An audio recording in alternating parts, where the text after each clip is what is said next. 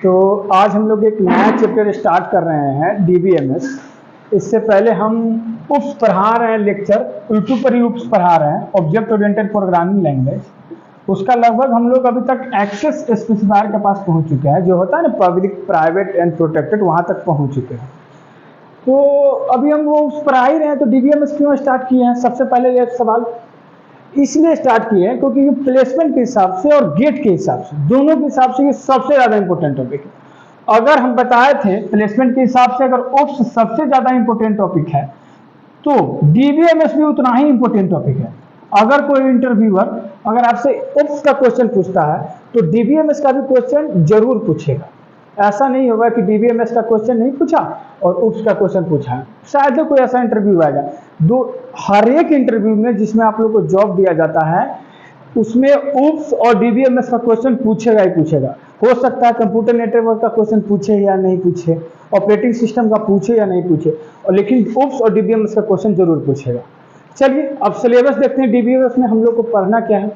हम लोग को फर्स्ट पढ़ना है इंटीग्रिटी कॉन्स्टेंट्स, सेकेंड पढ़ना है ER मॉडल, थर्ड पढ़ना है नॉर्मलाइजेशन, फोर्थ पढ़ना है क्वेरीज एंड फिफ्थ में पढ़ना है ट्रांजैक्शन एंड कंकरेंसी कंट्रोल। ठीक है, चलिए तो यहाँ देखते हैं हम लोग कि प्लेसमेंट के हिसाब से कौन कौन चैप्टर चाहिए हम लोग को पढ़ना है और गेट के हिसाब से कौन कौन चैप्टर पढ़ना है।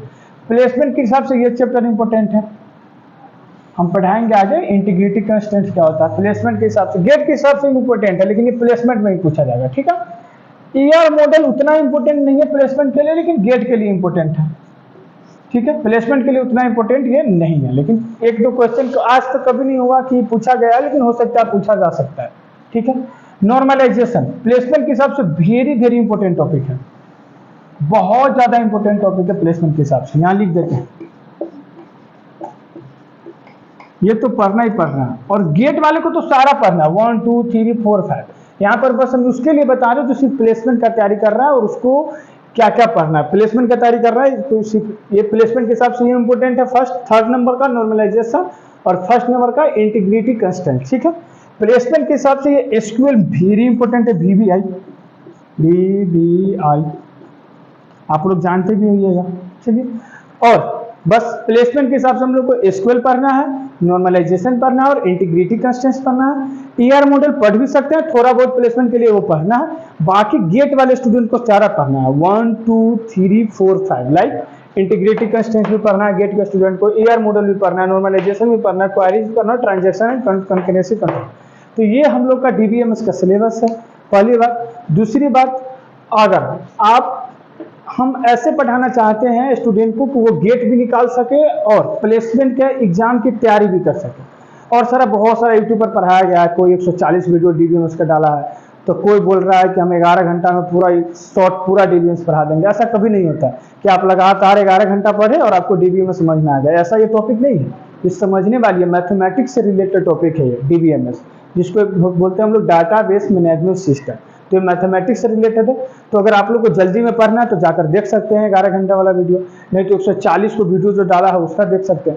अगर सही में कुछ सीखना चाहते हैं कि DBMS एक्चुअली में क्या होता है, देखिए दो बातें होती है। एक बात क्या होती है कि अगर आपका जड़ मजबूत है, जड़ बोलते हैं ना कि जिसको कंसेप्ट क्लियर है, टोटली कंसेप्ट क्लियर है उसका, तो अगर आपका कंसेप्ट क्लियर है तो आप इंटरव्यू में भी जब जवाब दे पाइएगा, गेट में भी स्कोर कर पाइएगा। प्लेसमेंट के लिए क्या क्या इंपॉर्टेंट हम बता ही दिए हैं।